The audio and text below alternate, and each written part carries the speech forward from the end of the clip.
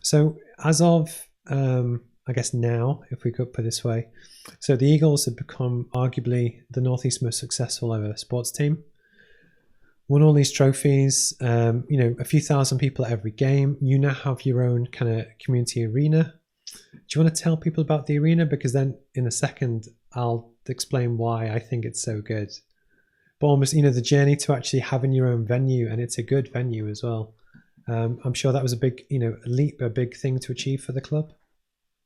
Yeah. So as we're taking this journey of trying to make sure the club survives, to then getting into a number of years there where it was in more of a sustainable position, we're starting to win. We recognise that at some point here, this is still a broken business model, because it doesn't work if there isn't a venue to hire, number one, or controlling your own rights. There are elements of our potential income streams that we're missing, including on a match night, we don't get any of the secondary spend, because that would go to the landlord of the building that we were hiring. So ultimately, to complete the project and to leave the club in safe hands almost, because I'm just the captain of the ship for now, and there'll be another one comes along after me, as there was before me. We as a business and a team realised that we needed to build our own, if we possibly could, or at least try to build our own, try and work out what it would take. How do we get this thing over the line? So we started, Sam and I started that journey probably as early as 2008-9. Wow. It did actually happen at the same time as we were making the move from the arena to Northumbria University. We didn't know if it was going to go anywhere or where it was going to go, but it started nearly 10 years out. Because what's the capacity on seating? Just short of 3,000 seats. Wow. And I've been there many times on game night, and it is incredible, but also it's the fact that it's your venue. And then I guess from your point, from almost a business kind of management point of view, I imagine owning and running a business that owns an actual venue, it brings a lot more complexity to the model. Does that make sense? So you have to learn how to deal with crowds and deal with COVID-19 and deal with food and with suppliers and stuff. And how did you almost find that transition? Very difficult. So we're still working on it, I would say. So part and parcel of that evolution, just to explain the way the businesses are set up, because it's more than one business now. So you have the club as the original business that took over in 99. We set up a charity in 2007, and all of the community work that was previously taking place within the club was moved into the charity, and the staff that were involved in charity in the community work. And this third phase, as we see it, the arena, sits in the charity, not the club. So it's part of the foundation.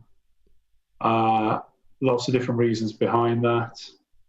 So basically, we've gone from one business to essentially two, what now feels like three. All have their discrete disciplines, mm-hmm.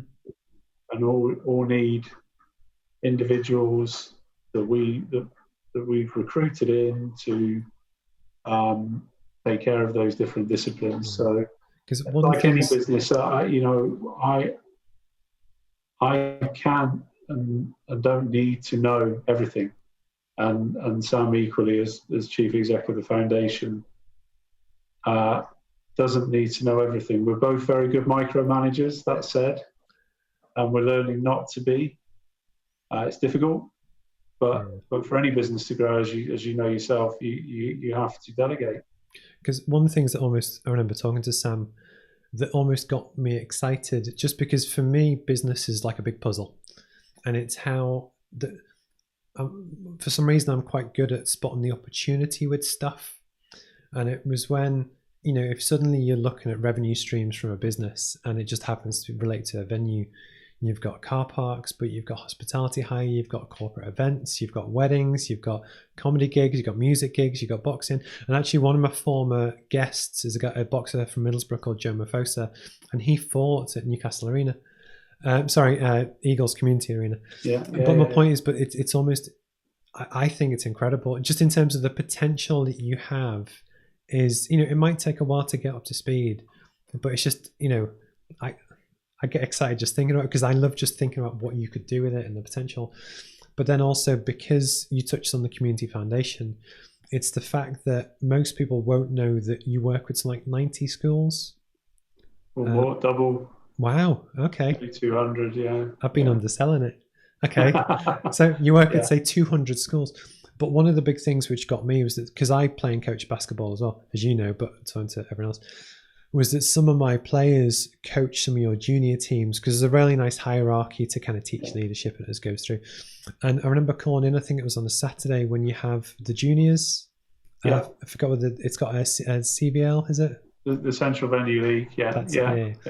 And one of the things that got me, but it's also part of the reason why I love basketball so much, is that, so I'm part of a team called the Griffins, which is arguably part of the Eagles, but anyway, and we've got a good club, but one of our junior teams, I don't know if they're under 10s or whatever age group it was, we're playing against other youngsters from the region, but one of them in particular, he didn't even have shorts. He was playing in tracksuit bottoms and like a jumper or something. But what I love about basketball, but it's also what I love about the Community Foundation, for one, it's very inclusive, but there's no barrier to entry. Almost anyone can play, if that makes sense. But then the fact that in different communities, basketball is a great way to engage with people, be part of a team, learn something that might not be as financially, well off as others. But almost we don't discriminate. And I think the Eagles kind of Community Foundation does hell of a lot of stuff with good community people and teams and interests that I don't know if you get enough credit for that. But it's just, I think you do a hell of a lot in the kind of region. And then likewise, I think one of the chats we've had in the past is that I would like businesses to know more and understand more about all the good stuff that you actually do. Because if you're based in Blythe, for instance, pick anywhere, there'll be 5 or 10 schools in that local area that you're helping poor people in their local area, that I think there's a really good link with business that I think, we could hopefully play off and, do more with to really help both the team and the foundation and that kind of thing.